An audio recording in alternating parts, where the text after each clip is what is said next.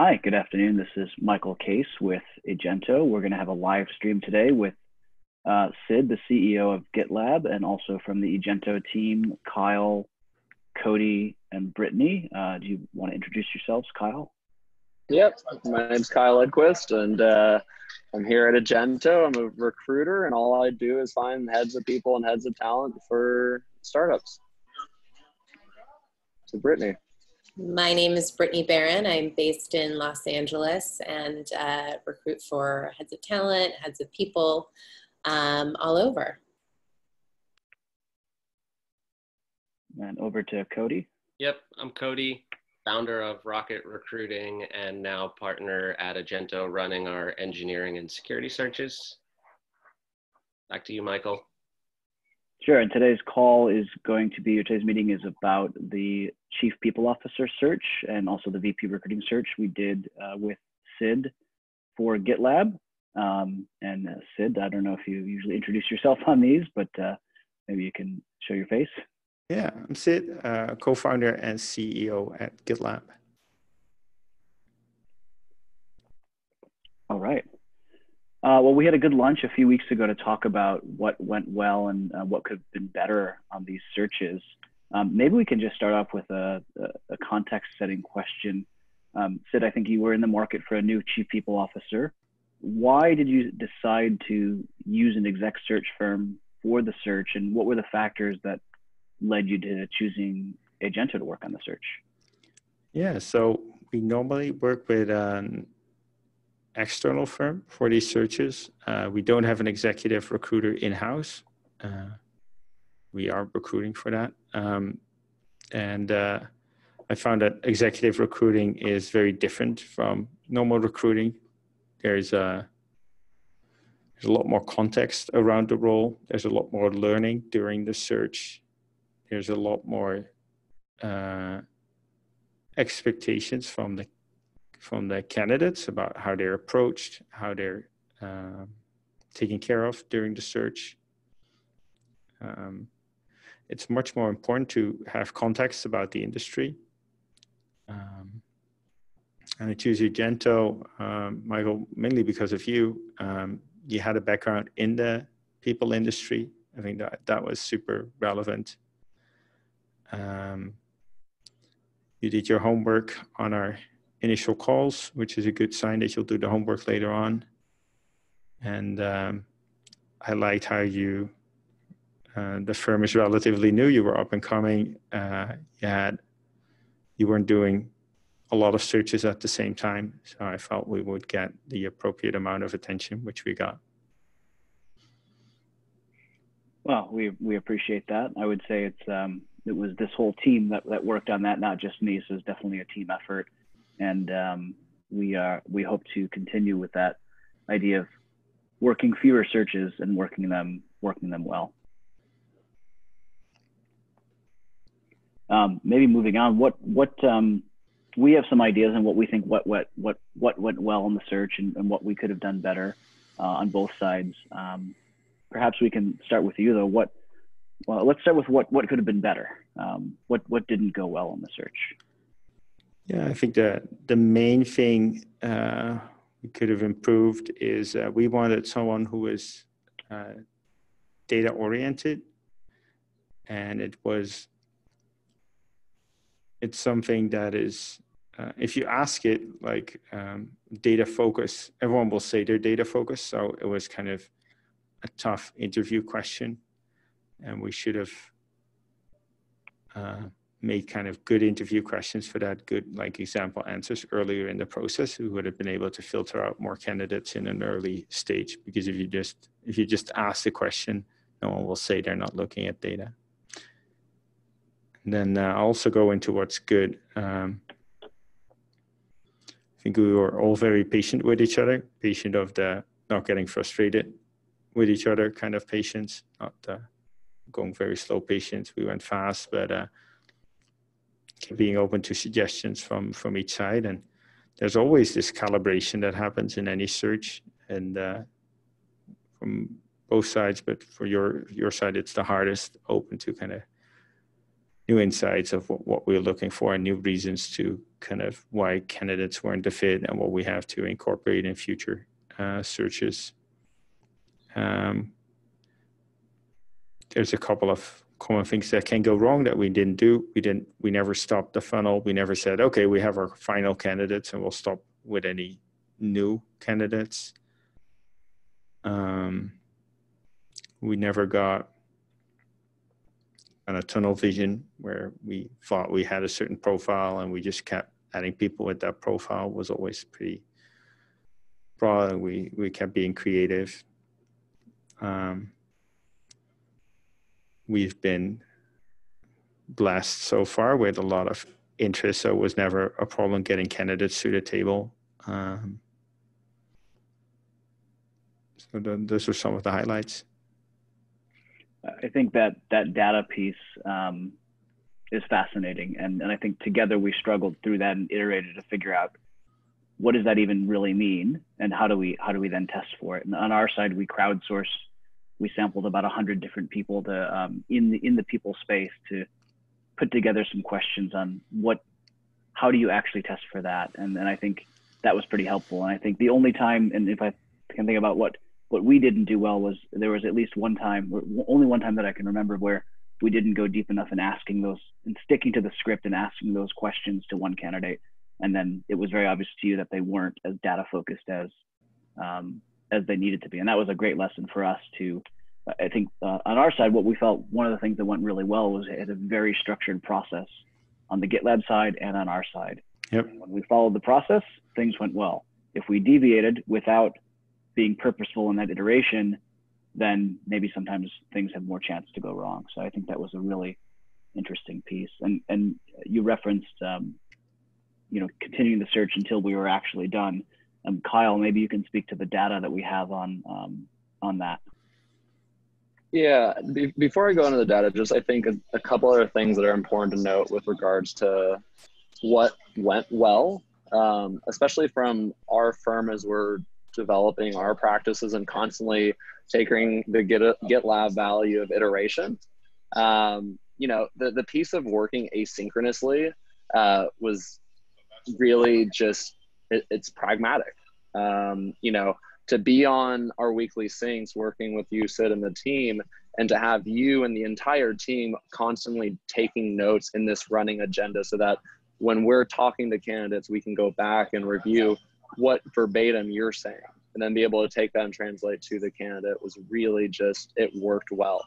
I think a few other things that went well is we had such a good partnership. Like, we had Slack set up, and Slack was our centerpiece. Like, it was our communication platform where we didn't just do, candidate submissions for the notes. Like, we were doing the feedback documentation, and the transparency that came from having that central source of communication was just huge, because now we're getting everyone's opinions. Everyone is now taking ownership and a partner in that search.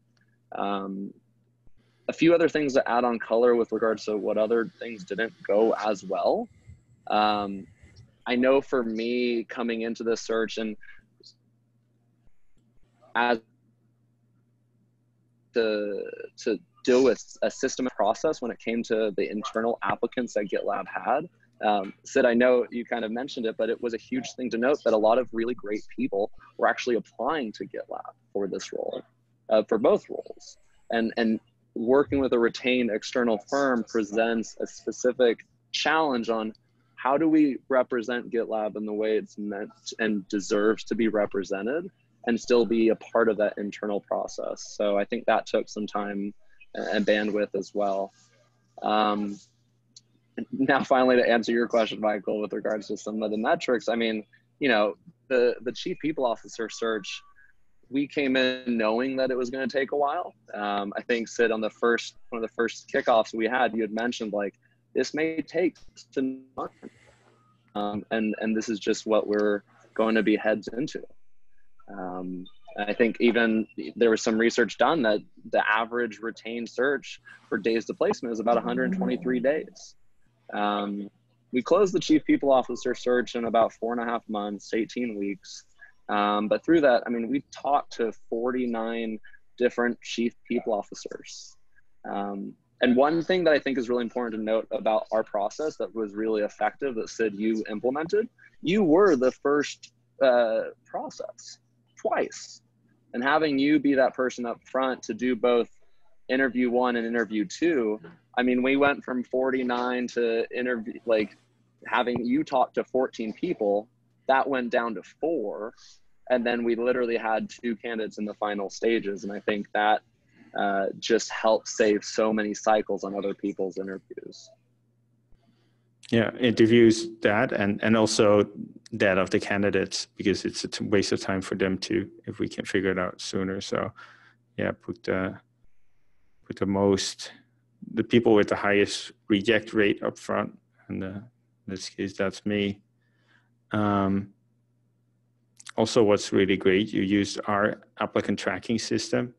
Not sure you want to suffer through that in other cases, but we're really grateful that we could run this search like any other, how we treat any other candidate. That created a lot of robustness on our side. Yeah, I know that allergy does exist for some exec recruiters, don't want to mess with an ATS, but you know, for us, it's whatever's going to be most effective for you as a client, I think, is the way we want to partner with companies. Well, that was very client-centric, and we appreciate that a lot. Sid, I think having you as the first screen really helped with the increasing the time to close with this search, because we're able to really zero in on the ideal profile based on your feedback pretty quickly. I'm wondering what else you think helped with us closing the search in that 4.5 months versus the 6 to 9 months that you originally anticipated.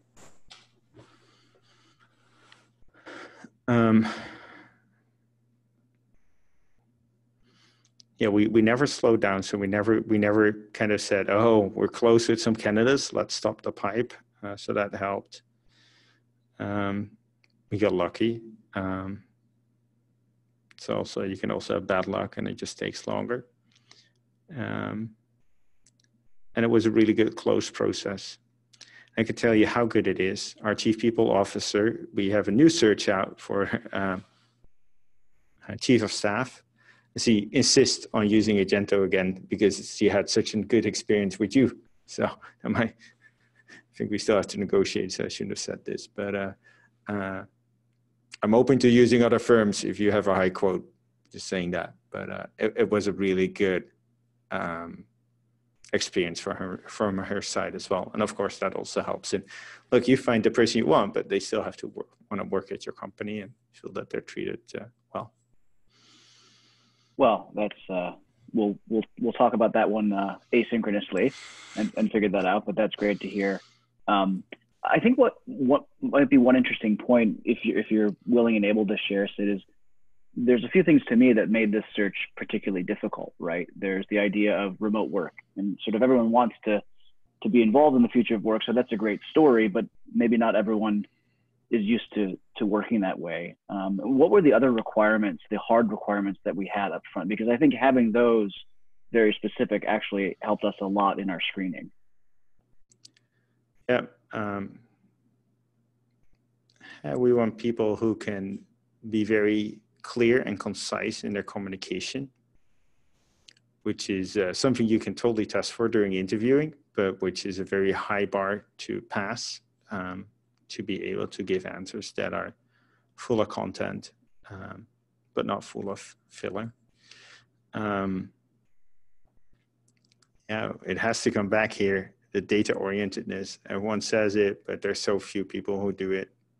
And I was really impressed when Sung Hei, the person we ended up hiring, she walked me through like all the different indicators she's looking at to make sure that the department is functioning. There's very few people who actually have that like top of mind, who drive that, who have that up-to-date latest data and who take decisions based on that. And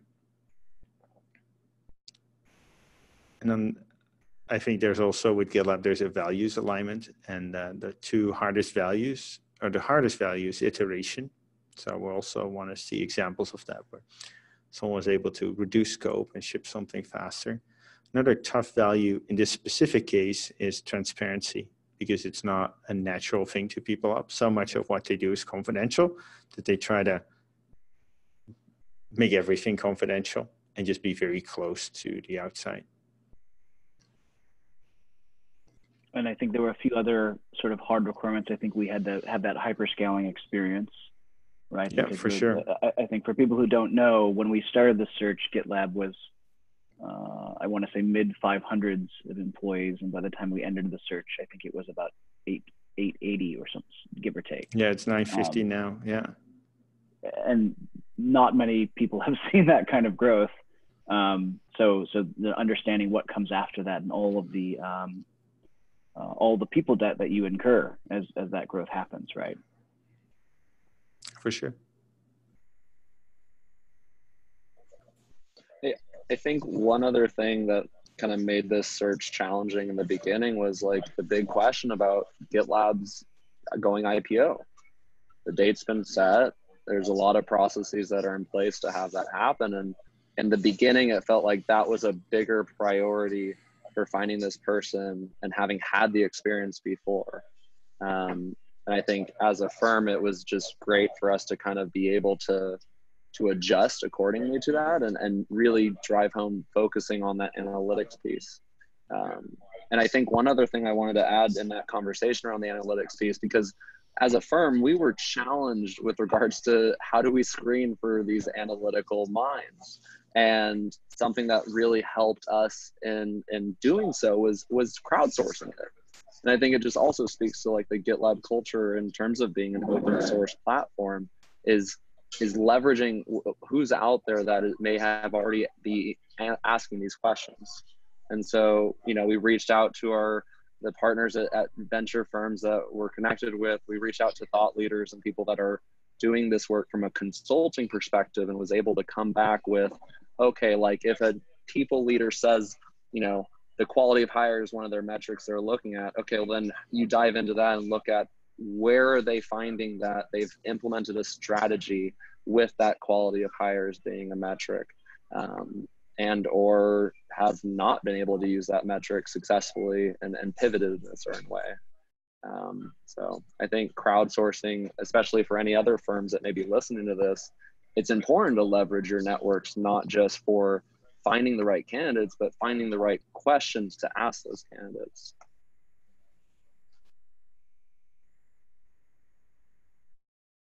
Agreed. I think similarly, I found screening for iteration to be difficult at first. It's quite hard to figure out if somebody can iterate, but I think over time we were able to pick up on certain language cues when people started talking about planning for a year ahead versus taking incremental steps, looking at data to make changes. I think that was really fun for me to figure out how to screen for.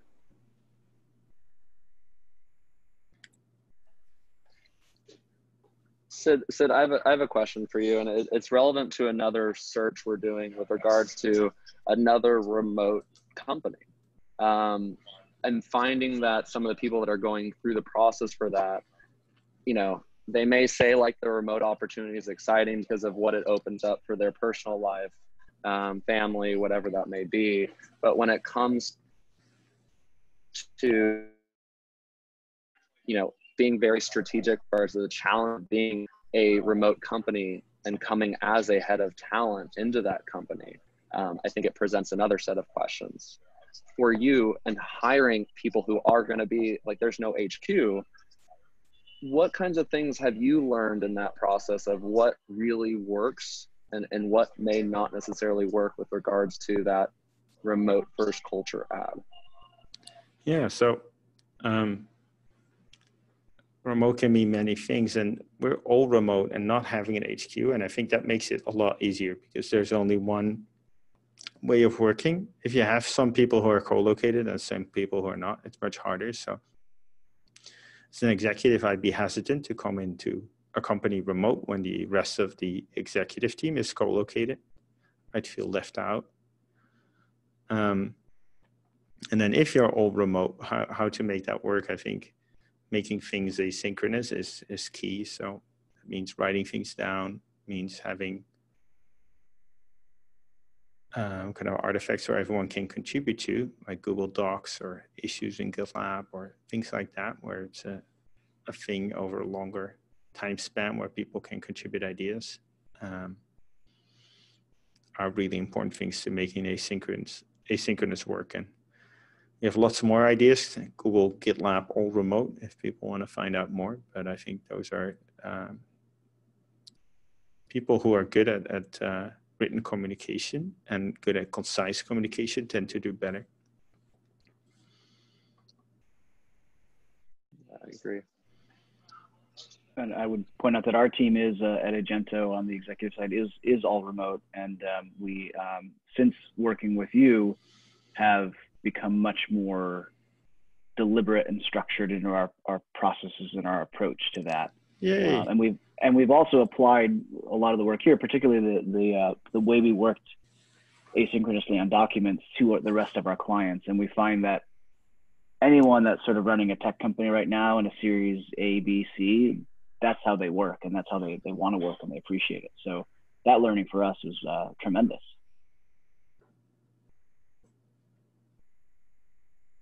Yeah, so on that point, Sid, you mentioned, that our team really kind of accommodated and felt like an extension of your team, and that was something that worked well. So if you're talking to some of your CEO or founder friends, who do you think would be the right fit for partnering on a search with the Agento team? Oh, it's a good question, Cody. Okay. I don't think you're set out to work with all remote companies, and I hope not for you, because there's few of them running a lot of executive searches. But look, I think it's so important that someone. I've had a lot of other recruiters where we had to adapt to the recruiter instead of vice versa. And in a startup, there's a million things to solve for.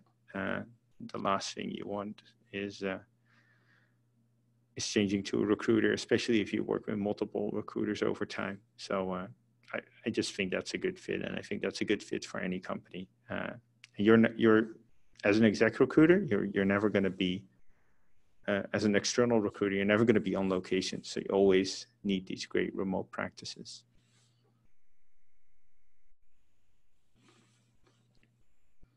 That reminds me of how you just described that we sort of flexed to accommodate what you needed.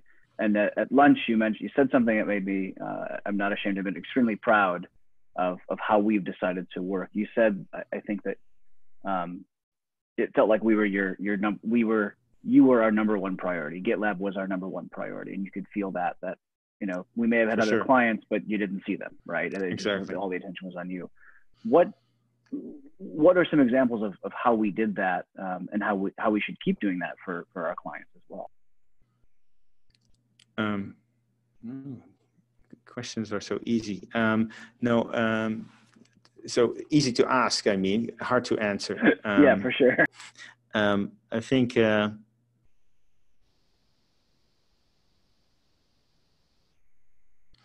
First of all, look, we had the weekly calls, and you were always prepped. So prep on that call, making sure everything is in the doc, everything that could have been done beforehand is done, making sure that's followed up on, making sure there's never anything that is never anything that's too much. But we're 1.5 months in, lots of candidates getting declined because of data centricity. You could have concluded, Sid and his data thing, here we go again, and that had a big, and then go for that. But instead, you went out, you collected 70 interview questions. That's a very proactive attitude, and it's very pragmatic. It doesn't. In the end, it's getting it solved and getting the right, making sure we don't waste the time of all those candidates and don't waste the time of anybody else. So it's very pragmatic in that. But I do think like, suppose there's a weekly call, and it's like, like half of the comments are up to date, or the agenda is just 2 points instead of 9 points, or there's nothing to learn, or stuff that was said the last time isn't done. That's an indication that you're not the number one priority to me. It sounds like maybe you've experienced that before. Can you tell? And I think one of the reasons, most of my career has been on the client side, right? Either as head of talent or an executive in the recruiting function. And I think one thing that we observed, and as Cody was setting up our firm, took note of, is that most of the, particularly very large executive search firms, they have accelerators. So the more searchers you bill, the more money you make, and the percentage goes up. So your built-in incentive is to sell as many searches as possible. It is not to fill those searches. And someone who spent most of my career building companies, my incentive has always been I have to build the company. That's my job, and to make the hire, not to make more engagement. So I think what we're consciously trying to do is take on fewer clients, and it literally means we make less money. But we think that's the right way to build a good longer-term business. Shows. Well, that's good to hear. That wasn't a question. One thing to add to that, though, and with the bandwidth conversation, is like you had the choice of going with a different retained firm or staying with us for that second search. And we were literally just 1 month into the chief people officer search when we started talking about the VP of recruiting. Any other color to add on that decision? Well, first of all, we needed someone fast. So getting another firm would mean spinning some other firm up. But I also, it was clear that you had the bandwidth. So I felt like I'm unlikely to kind of push it so far that we go from a good experience to a bad experience, or like from kind of you having enough time to you really having too little time. So there's a risk of having a bit less time, but you can also take on another client and I wouldn't complain. So we figured that this was the right thing to do. It was right in your wheelhouse, and we got that one done as well very quickly. So that turned out okay. But that's another advantage. It makes it easier to send additional business because you're not afraid that you'll get diluted down. And while it does seem like a challenging and exciting search for the chief of staff, just note, Sid, that we do have the bandwidth and we would be excited to potentially partner. Very, very good, Kyle. The VP recruiting took 3 months exactly, I think, which is pretty fast in the current market. That role is it's very sought after. And again, the requirements of someone who could do it at very, very large scale made the search even trickier. But two things made it great. One, we were able to look anywhere in the United States, or even actually we went all over the world. And two, your team's responsiveness was really critical in making that search move so fast, right? Sherry and April in particular, always making sure that all the admin stuff that we asked for was done usually immediately. And so there was never a gap where we're waiting, where we've sent you something and we're waiting for a week or 2 weeks to get things done. So I think that's another really good point as you approach these searches, that there's responsibilities on both sides and commitments. And your team has done a fantastic job of just keeping on top of them and keeping them moving. Thanks. I think just as you felt that you were our first priority, we felt the same, that we knew how important both these searches were, and the communication that your team provided, I think, went a long way in closing these quickly. Cool. If you see me typing, I'm giving the compliments back to Sherry and April. I hope they see this. The other thing to note about Sherry and April and just the entire team, like, it's great to partner with a team that is literally living out the values of GitLab. I think as April was like around the world when we'd have our syncs, and there was something really energizing about having her on the call, and she was just in a different place, and being able to navigate and be able to juggle all the things she's doing and still have a personal life. it just helped us as that external firm be able to share that more fluidly with the people we spoke to.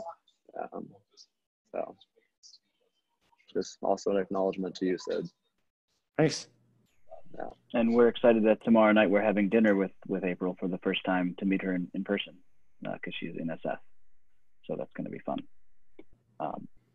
Maybe one last big set of questions, Sid, was around the importance of this role. I've been hosting a webinar with a number of chief people officers called The Rise of the CPO. And this function, and we had this very exact conversation, or very deliberate conversation when we first started the search, that it was a people search, not an HR search, right? So that this function has evolved. It seems like every CEO that I talk to has a different idea of what the job actually is. And so it's a little bit fuzzy and it's a little bit ephemeral.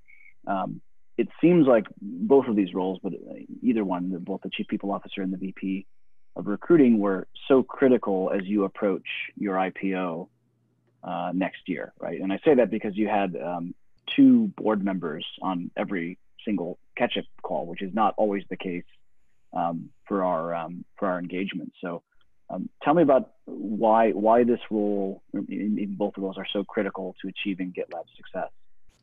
Yeah, so they're absolutely essential to our success. They're not super essential to us IPO. IPO, there's some prep work, but it's just another financing event.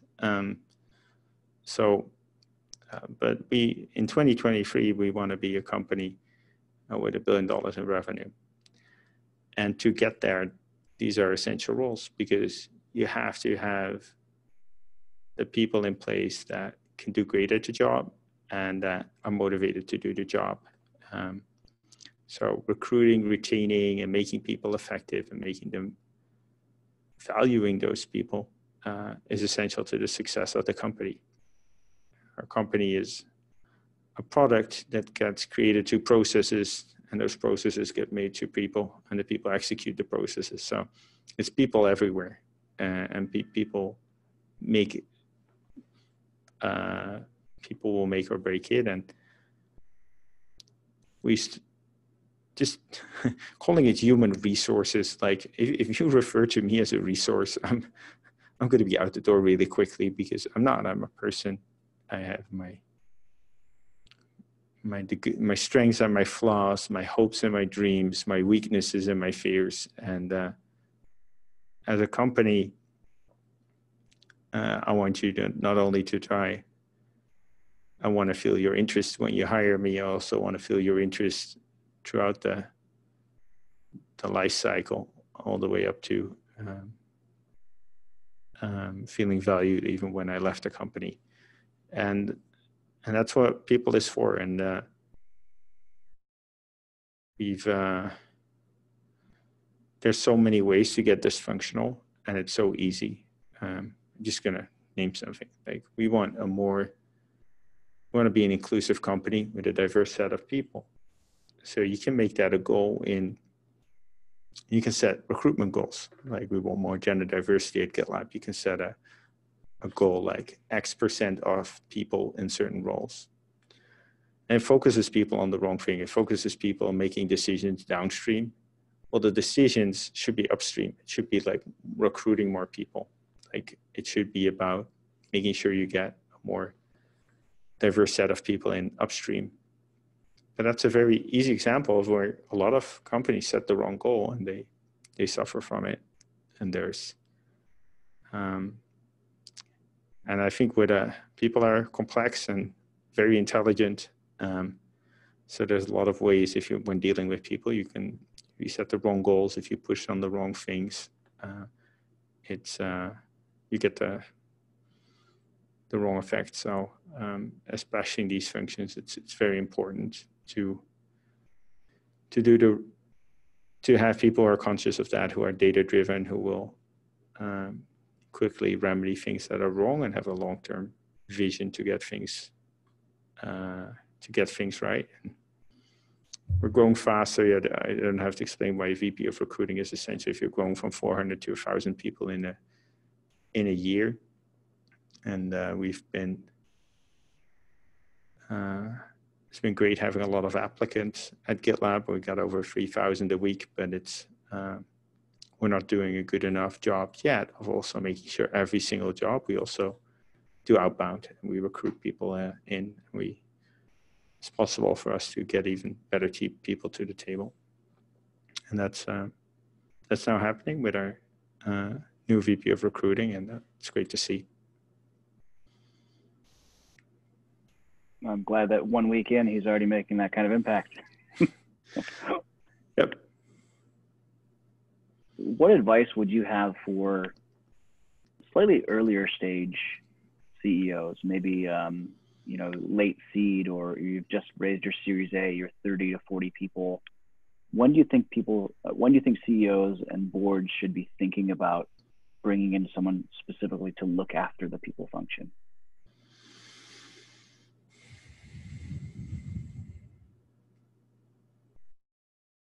Think about 20, 25 people already. And then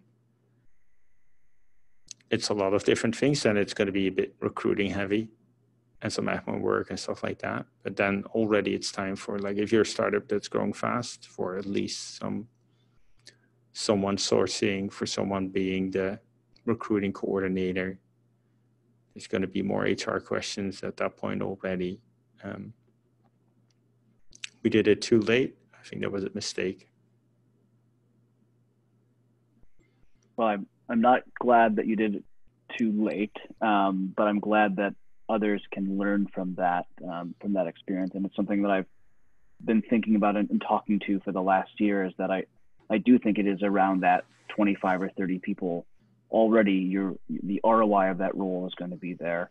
I think there's some people who approach it more from a preventative aspect, that having that person in early will help keep you out of trouble. But I think there's even much more upside potential on having someone thinking strategically about your people issues all day long, and just helping sourcing, and then holding hiring managers accountable. Like, if you're a steady state company of 30 people, you should not have an HR person. But if you're a startup that's still growing fast, then you should definitely have one. Absolutely. I'm conscious of time. I think we're 6 minutes out. Agento team, other questions that you wanted to talk, or other points you wanted to make? No, I think just I'm all about affirming people, but Sid, it's, working with someone like you who is constantly evolving is, as a firm, just, we're really appreciative for. When we had our lunch and we started talking, I don't even know how the conversation came into be, but like, I had shared about getting a new laptop stand or something. And you just immediately went into taking notes on, oh, that would be a really good idea to bring to our teams, and providing like remote resources. And so just appreciate who you are and how you're constantly evolving yourself. I read in LinkedIn today, it was in their like daily news, and they said, like, it's good to have employees travel. And I commented and then tagged your handbook, where you offer your home as a resource for your employees to travel. And so it's really no other question, but just want to acknowledge the leader that you are and how you're creating the future of work. Yeah, it's good to have employees travel to visit family and friends. Totally agree with that. It's not super good to make people travel too much if you can prevent it. Sorry. Great, Kyle. Now the whole world who's watching this podcast knows that its house is out for rental. Yeah, it is actually a public page. So if you Google GitLab CEO and you scroll to the bottom, it's there. As I didn't see anything about external partners having any sort of. I'll give you one free week in my house, but you got to divvy it up between all of you. But I'm committing to that. We can have an offsite there. It has been recorded. It has been recorded. I think there's 3 bedrooms. So I'm not sure you don't have an HR department, so it might be in the clear. So last thing I wanted to ask is if you could just give us a 20-second soundbite clip. This has been a wonderful long conversation, but yeah, we'd love to have a clip. Sure. I'm Sid. I'm a CEO of GitLab, and I did a CPO search with Agento, and it went really, really well. It was fast. They were accommodating. They were client-centric. They had enough time for us, and it led to a great result. And I fully recommend them if you're doing a CPO search. Well, that's fantastic. Thank you so much for all this insight, Sid, and for this debrief on our search. We really enjoyed it. We learned a lot. We grew a lot. And it sounds like we might be in a good spot to help you again soon. So we'll talk to Sang-Hae. Awesome. Thank you so much. All right. Thank you. Have a great day. Thank you. Bye. Bye. Everybody.